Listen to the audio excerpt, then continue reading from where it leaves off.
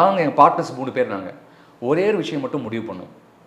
வேலையை விட்டு வரும்போதே 1 மாதம் நீ விடு வேலையை, அதுக்கு அடுத்த மாதம் தான் அடுத்தவங்க வேலையை விடணும், அதுக்கு அடுத்த மாதம் தான் 3வது ஆள் வேலையை விடணும்.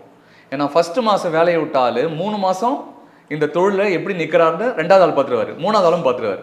அப்புறம் நீ வேலையை விடு, கொஞ்சம் கொஞ்சமாக நீ கொஞ்சம் சம்பாதிக்கிற, நான் கொஞ்சம் கஷ்டப்பட்டா கூட எனக்கு ஹெல்ப் பண்ணலாம். இப்படி தான் நாங்கள் வேலையை விட்டோம். செப்டம்பர் பிளான் பண்ணி பண்ணுறீங்க. செப்டம்பர் ஒருத்தர், அக்டோபர் ஒருத்தர், நவம்பர் ஒருத்தர், அப்படி தான் நான் வேலையை விட்டோம். 98ல் இறங்கின உடனே இன்னொரு கோல் வச்சோம். நம்ம மாதம் இப்போ எவ்வளோ சம்பளம் வாங்குறோமோ அதை அடுத்த 3 மாதத்துக்குள்ளே நம்ம கிராஸ் பண்ணணும்.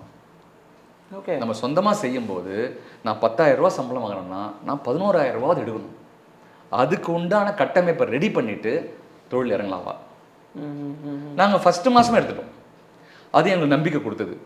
இப்போ 15 வருஷம் அந்த கம்பெனியில் ரன் பண்ணி தான் நான் விற்றுட்டேன். அதுக்கப்புறம் வெளில வந்தேன் நான். அதுக்கப்புறம் இந்த கம்பெனி நான் அதுக்கு முன்னாடியே ஆரம்பிச்சிட்டேன், இந்த சி சேஞ்ச் கன்சல்டிங். ஸோ அந்த ஒரு தொழில் முனைவோராக இறங்கி நமக்கு எந்தவித சப்போர்ட்டும் கிடையாது. நமக்கு யாருமே வந்து பணத்தை போட்டு, எங்கள் அப்பாலாம் ஸ்கூல் வாத்தியார், அம்மாவை ஸ்கூல் டீச்சர், பேசிக் சாப்பாடு உண்டு, ஒரு வீடு உண்டு, ஒரு சைக்கிள் இருக்குது, ஒரு 2 வீலர் இருக்கும், கஷ்டப்பட்டு வாங்க லோன் போட்டு, அவ்வளோதான் தெரியும்.